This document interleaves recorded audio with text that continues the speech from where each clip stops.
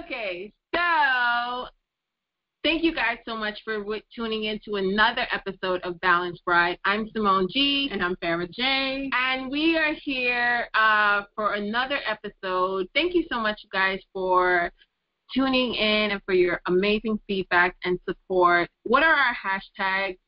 Hashtag Balanced Bride, hashtag Be Balanced, hashtag Be a Balanced Bride, hashtag, oh my goodness, they're so dope. Not the last one, but if you want to, that's perfectly fine. Awesome. Okay, so Farrah, what are we going to be talking about today? So we were sitting the other day having lunch, kind of discussing, you know, a wedding that's coming up, or we were hoping that would come up. And I was like, you know what, this would be a perfect topic for our audience, both brides-to-be and wedding planners. Today we're going to talk about destination weddings. Mm-hmm. Which we do. Yes. When I say that we do a lot of destination weddings, we do a lot of weddings where we're living locally here in Miami.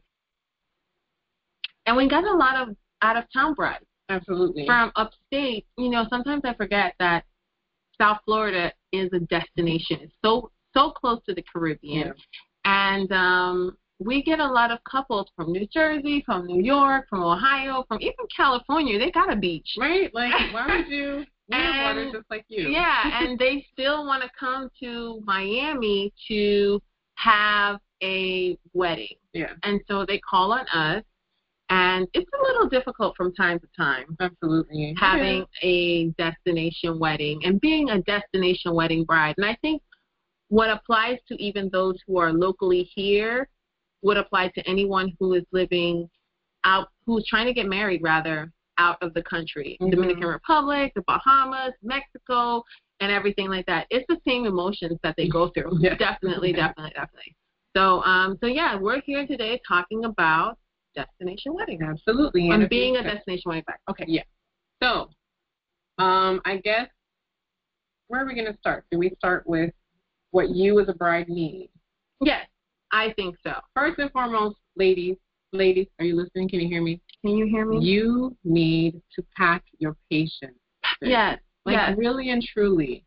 I get it. You want a beautiful tropical scenery. You want all these lovely things where people are enjoying themselves. Completely different weather. It's usually snowing or something where you different. are. Right.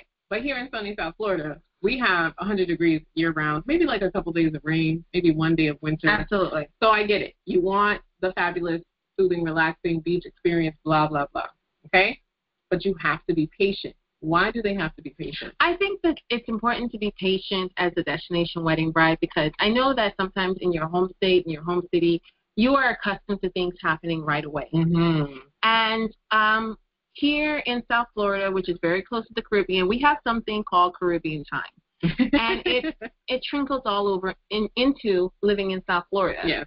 Everything can sometimes be a little bit slower. Just a little bit. We are a little faster than Caribbean time, but we are still technically on Caribbean time. Yeah. So things are a little bit different. So if you're expecting answers to happen like tomorrow, sometimes it does. Other times it doesn't. It doesn't. And that is okay. It doesn't mean that someone's trying to rip you off.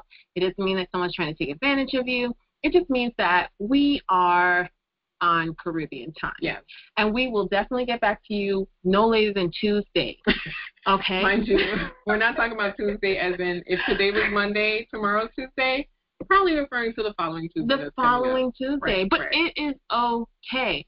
A thing that you can do to help you kind of safeguard yourself is to what? Hire someone on the ground. Absolutely. A destination wedding planner, a wedding planner who is there, who is reputable, and who can guide you through the process and who can be like a little bit of a filter to help you through the process and calm your anxiety. Yeah, absolutely. That is key because you need this person to be the eyes and ears of, on behalf of you, honestly. Yes, definitely, like, definitely. They're your representative. They're here to guide you. They're here to filter you. They're here to calm you down because I know, I've encountered it before clients who are here, they're trying to have a destination wedding, and one of the key things I see people ask me about is that, oh, I sent such and such an email and she hasn't gotten back to me.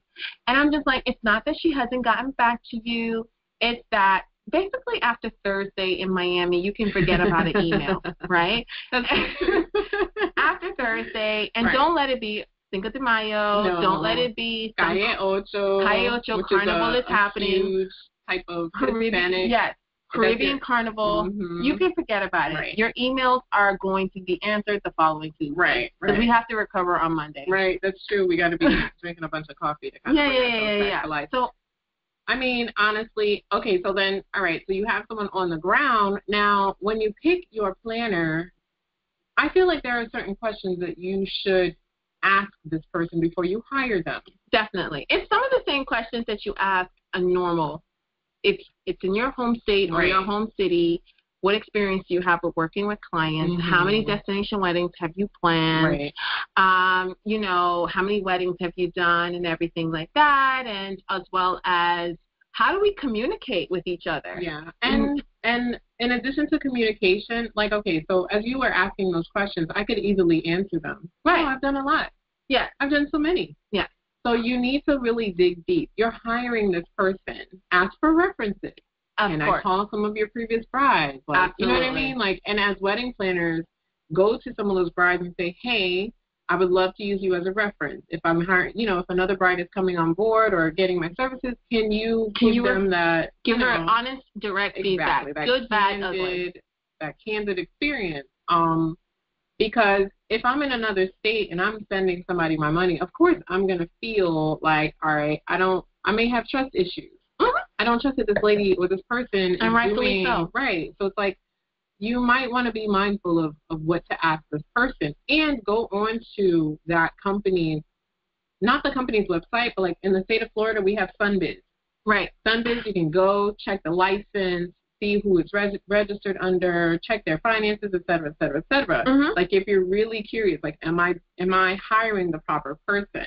Because yes, we're glad that you found us on Instagram. We love that you follow us and you like all our pictures, but everybody stunts for the gram. Everyone is stunting for the gram a little bit. Just a little bit. Right. So it's like, okay, the pictures are fabulous, but can this person really provide that service? Amen. So, and that's questions that you need to ask. And as a destination wedding bride, someone who is coming to another location, another country in some cases, there are a lot of things that you need to be mindful of. Absolutely. Mindful of. And having someone who is familiar with the area, the terrain, the people, the culture, will definitely help you. It might cost you a little extra money, but I think it's definitely worth it. I do too. And speaking of money, another tip, aside from asking the proper questions, is budget to travel to that destination. Definitely.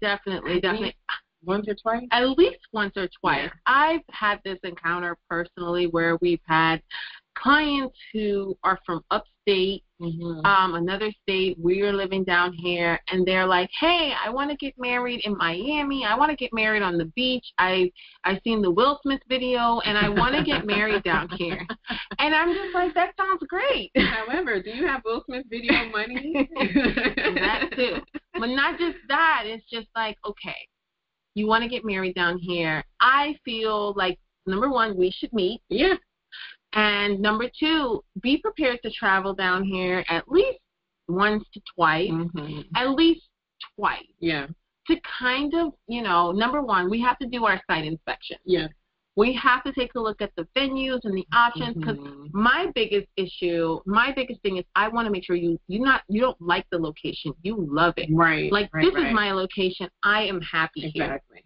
And so I think the best way for me to do that is to come on down to Miami, take a weekend. We're going to make it a plan. We're going to plan it out for you, and it's going to be great. Absolutely. And by the end of this weekend, you're going to have a location confirmed. Yes. Because then the rest, you know, we can communicate all that other stuff through email, through Skype, through this, through that. But location. Amen. If you were going to move down here, you wouldn't just buy a place. You need to just scope out the area. You know, see what is the travel distance between your venue to your ceremony, hotel whatever. accommodation. Right. It's just like, so much to it consider. goes on and on. And even if you're going to another country, something that I've contemplated and I thought was very great to do was be a part of a tour of some kind that does like a destination wedding tour. Mm-hmm. And it might cost you a pretty penny, but I think on the back end it saves you much, much more if you can go and see and touch and taste. Right. Versus just kind of like, I don't really know what's going to happen, but I'm super excited, but I'm super scared at the same time. Right. So let's just kind of like nip all that in the bud and let's just have the excitement part. And that'll save not only you but your guests, because it'll create this whole trickle. Yeah, it does. It does. It's like, I don't know what I'm going to do, but it's going to be great. And I'm not sure exactly if the beach has rocks on it, but it's going to be great. Let me tell you. So I was so gung-ho on going to a Pebblestone beach. No. And it's the most painful thing ever. It's beautiful, great for pictures, but you're walking on a bunch of rocks. Like, can you imagine? Don't do it. Don't do it. No.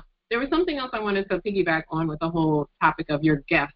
The more details you have as the bride and the groom with your destination, the less phone calls and text messages and emails that you have to answer from your guests.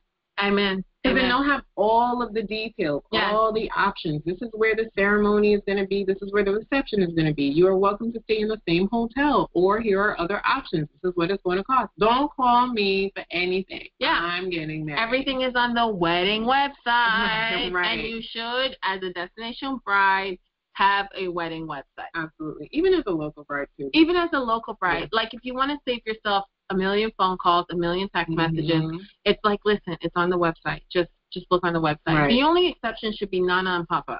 And they're not going to look on the website. You know, they don't even know how to operate their phone. They don't even know how to turn on the phone properly. Right.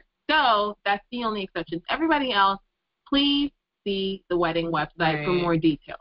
SarahAndHerBae.com. Whatever you want to name it. Absolutely. It's all good. It is.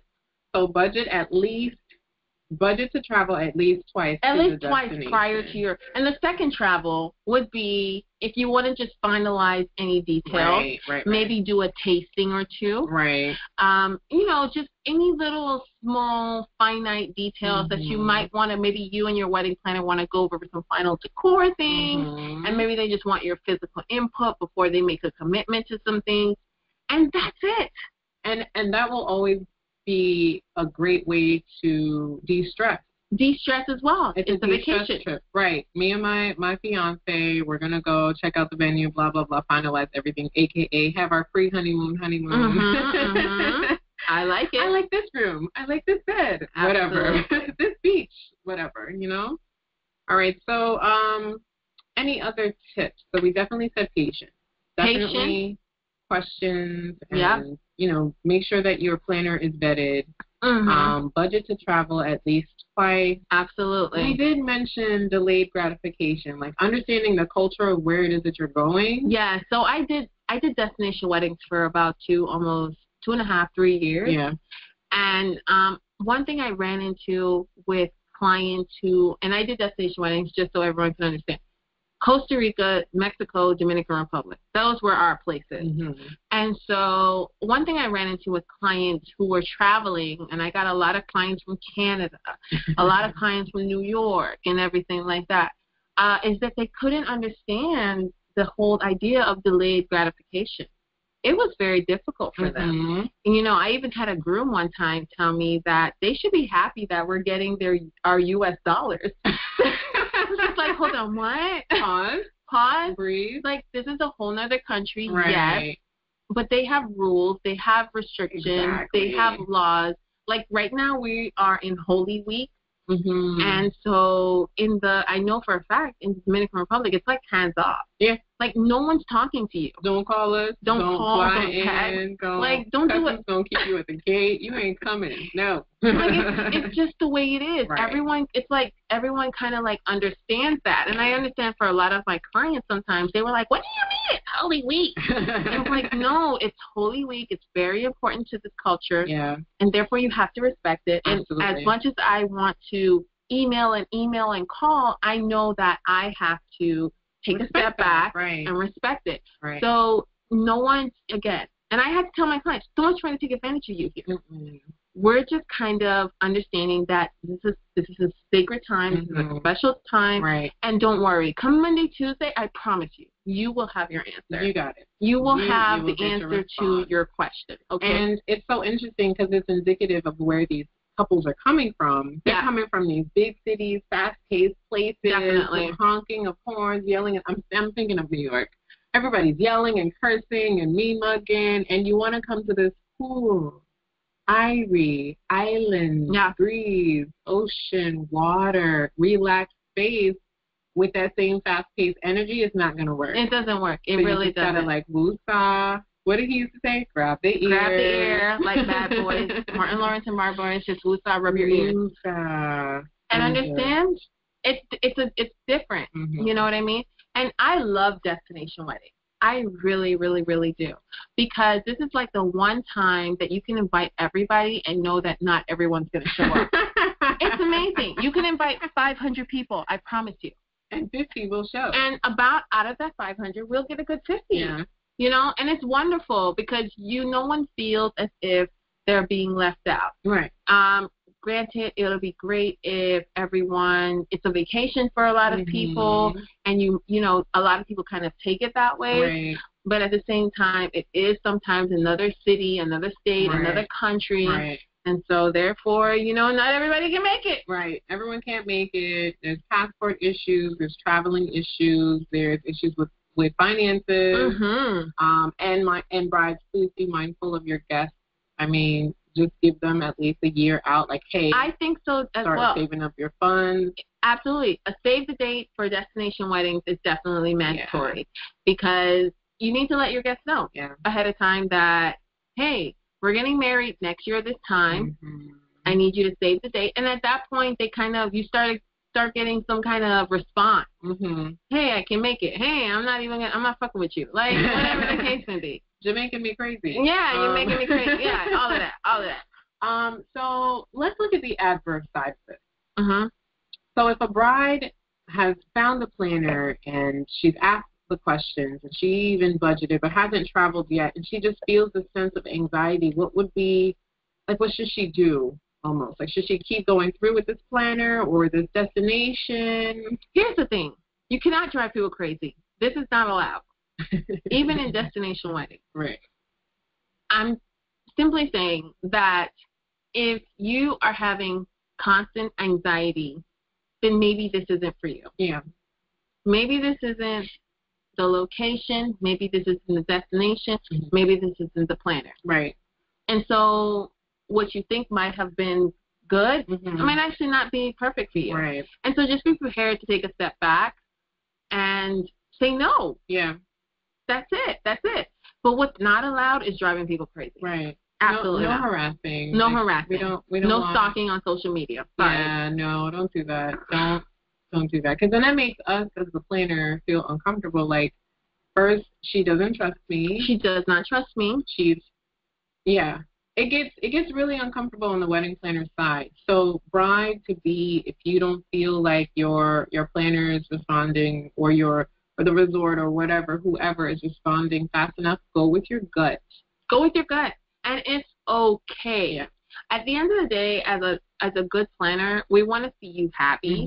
We want to see you relaxed. We want to see you enjoying and trusting the process. Yeah. Absolutely. We don't want to see you all over the place. You know, like that's what it sounds like on our Yes, on our end. It's like a weird penguin in pain. And we're just like trying to always calm you down. Right. It's frustrating. It's annoying. And we have a zillion other clients going on. So it's like we have that one or two clients that we have to constantly calm down. Right. You know, it's just almost like if this isn't for everybody. Destination weddings, it's not for everybody. No. And wedding planners, don't be afraid to include a cancellation clause in your contract. For a destination wedding. Yeah. Like, I don't know how you would word it. Speak to your legal team. Go to your legal representative and say, hey, how is it that I cancel on a client because I feel uncomfortable? And it's okay as a planner. Right. It's okay to feel uncomfortable. Yeah. It's okay to say, you know what, I think you would be better fit you'll be able to fit someplace else. With someone else. With somebody else. I won't be able to provide this service for you. Yeah. If you would like it to your liking. And I apologize. I will give you your refund according to the contract. According to the contract. And you know what? We're good. Mm-hmm. We're good. We're Gucci. Literally. Gucci. So yeah. I think like a destination wedding, everyone thinks it's a wonderful idea at first. And then, you know, when we're like kind of like starting and maybe even midway through it, we realize that, oh shit, it's just like planning a regular wedding. Yeah, but it's leaving a bad taste in your mouth because you can't see what's happening. Yeah. And your feet aren't on the ground. You have someone else, you know. You have to rely on someone else. And right. That's why it's super important that you trust, you believe, and you understand that this person who you have selected as your planner, as your guide, is here to help you get through this process efficiently, help you with your room block, help you with your transportation, help you with selecting your venue, and you're not going to doubt the process. Exactly. Just my thought. I agree. Okay. You know, if anything, get married where you live and come vacation. Maybe here. That's the better bet. Have your honeymoon here. Maybe you can do a vow renewal here. Yeah, that works. And it's not so annoying and stressful on the client's end. It's not for everybody. It really and truly isn't. So yeah. Well, I think this is a good and short episode. Right. I mean, it's short, that's fine, but we cut straight to the chase. So pack your patience, ask your questions, budget to visit at least twice, understand the culture. Understand the culture. There may be delayed gratification. Caribbean people time, color people time. In Miami, they like to say Cuban time. Yeah. But real talk, it's just Caribbean culture time. Like, we are a melting pot here in South Florida. And so we got a little bit of everything. So everybody's going to call you later. And on that note, people, thank you so much for listening in to another fabulous episode. As always, follow us at Be Balanced Bride. Balanced Bride _. Balanced Bride _. My bad, y'all. Yeah. She had a cocktail. And it's a lazy, lovely Sunday. So again, this is the culture. Amen. It's nice and cool outside. It's Irie. It's all, everything Irie. Irie. There you go. All right, folks, we love you. Thank you for listening. Follow, #follow, share. Peace.